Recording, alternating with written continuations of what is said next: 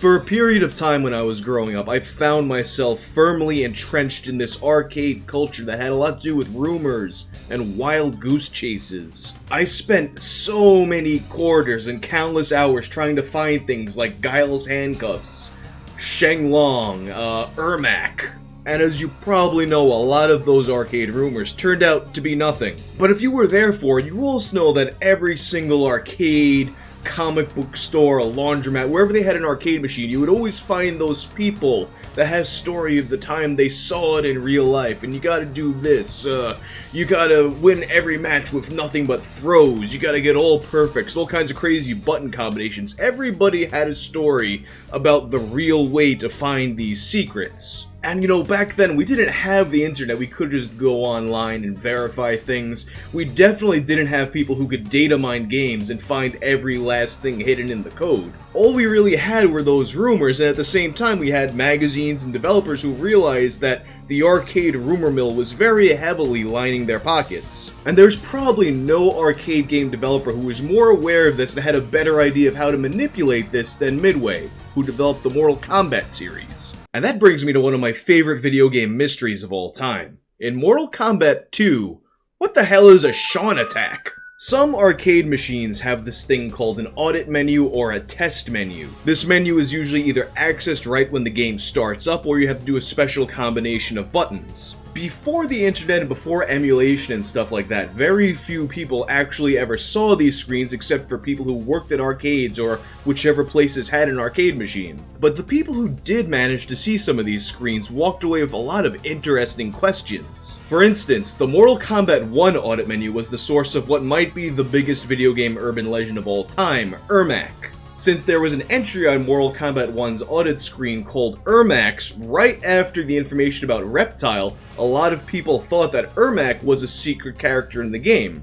This rumor was famously made even more popular by an issue of EGM magazine and eventually became so famous that they wound up making Ermac a real character in the Mortal Kombat series. And although nothing from the audit menu of Mortal Kombat 2 got quite as famous as Ermac, to me, it was a lot more compelling, and growing up, I just felt overwhelmed with the need to get to the bottom of its mysteries. So let's take a look at what's actually in the Mortal Kombat 2 audit menu. The first batch of information in the audit menu mostly just pertains to errors. SEC chip failure, error traps, system lockups. This is just stuff to make sure that the machine is working properly. After that, we have a lot of basic record-keeping stuff. Hours played, winning streaks, 1-player versus 2-player time. A lot of stuff that's really not that different from the purpose of achievements nowadays. Achievements and trophies, they're fun little goals to go after in games, but they also have a dual purpose of providing market research to game developers. They see how far you're getting in the game, how long you're playing it, what modes you're playing, and they use this information to determine how they make future games. It's just market research, really. Then you have the clue counter, which basically tells you how many times you got messages from Jade, Noob Saibot, or Smoke, giving you hints on how to find them. There's also a record of how many times players have fought those secret bosses on the machine. You have another entry called Watchdogs, which may seem a bit more mysterious, but really all that applies to is how many times the audit menu has been accessed from that machine. That's possibly there for some basic record keeping or to make sure that nobody who was renting a machine was doing any shady with the pricing or anything like that. But now let's get to the real fun stuff. Kano transformations. Kano transformations were one of the biggest rumors when Mortal Kombat 2 came out. Both Kano and Sonya Blade, characters from the original Mortal Kombat, are not playable in Mortal Kombat 2, although they are visible as prisoners. Kano's actor, Richard DeVizio, was also in the game as Baraka, so there's no reason why, if they wanted to, he couldn't have provided the motion capture for Kano.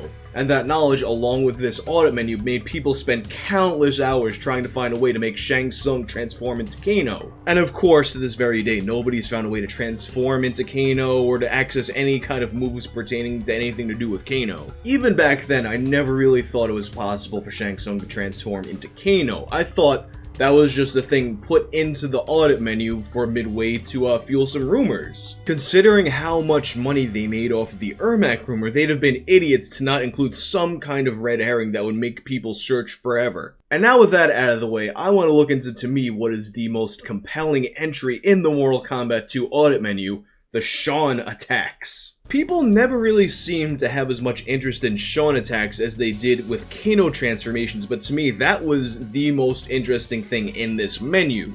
With a Kano transformation, you know what you're gonna get when you find it, if you could find it, and you'll never find it. But with a Shawn attack, what the hell's a Shawn attack? Nobody has any idea. And the game came out at a time when I was still holding out hope that we may be able to find a way to get Ermac in Mortal Kombat 1.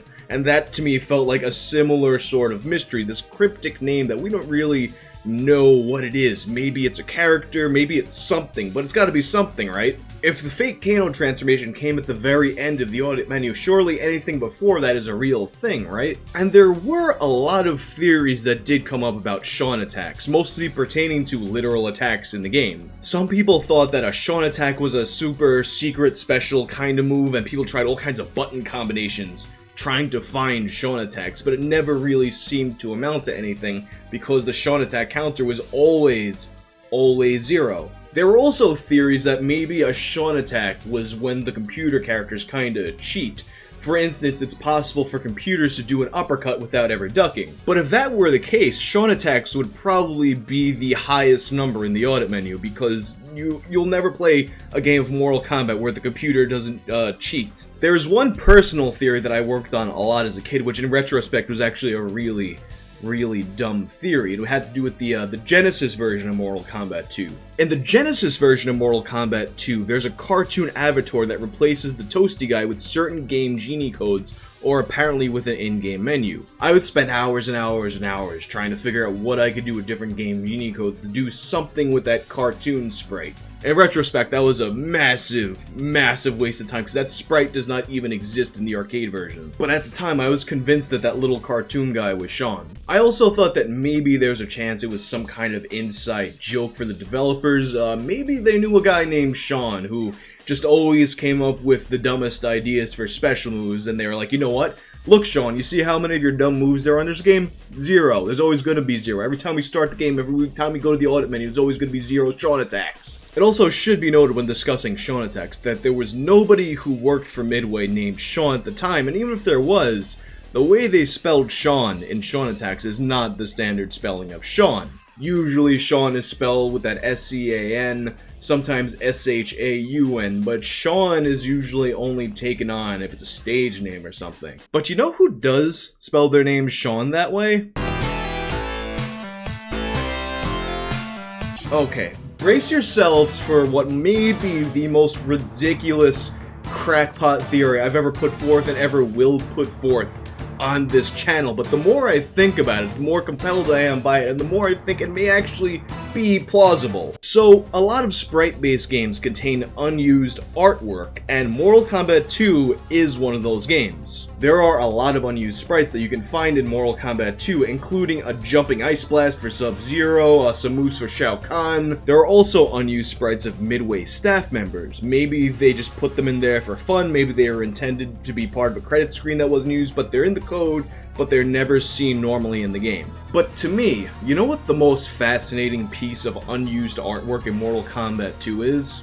A big, shiny WWF logo. And that got me thinking, what if the Shawn in Shawn Attacks was supposed to be the then WWF Intercontinental Champion, Shawn Michaels? That seems completely ridiculous, but maybe not. As you might be aware, 2 years after the release of Mortal Kombat 2, Midway released another game called WWF Wrestlemania, the arcade game. This game was made in very much the same way as Mortal Kombat, with the wrestlers actually portraying themselves on a green screen and being put inside the game. So with that in mind, it raises the question, did Midway have the WWF license to use in games when Mortal Kombat 2 was made? Considering that they would have been opening themselves up to a lawsuit by even having that artwork hidden in the game, it seems likely that they already had the rights to it. It's possible that they might have been planning on using that license to incorporate it into Mortal Kombat 2 in some way. Maybe it might have just been part of a screen to advertise the upcoming game in the way they had screens to advertise their comic books and music CDs. Maybe they're planning on a way to have Shawn Michaels actually do something in the game. You know, maybe he might have popped up like the toasty guy when you did Johnny Cage's super kick, Johnny Cage's sweet chin music. It just seems like a strange coincidence to me that they would have the WWF artwork inside of the actual game's code and have that non-standard spelling of Shawn that doesn't seem to apparently do anything, but might have at one time had a purpose. This is something that I don't think we'll ever get to the bottom of for sure, and as far as official words on Shawn attacks, Ed Boon and John Tobias in a Mortal Kombat 2 strategy guide have said that Shawn attacks are in the game. That could have been a lie to keep the rumor mill going, or maybe it is something that just really hasn't been discovered until this day. Let me know what you think in the comments. Check out this video on how insane WWF the arcade game actually turned out, and until next time, I'm out of here.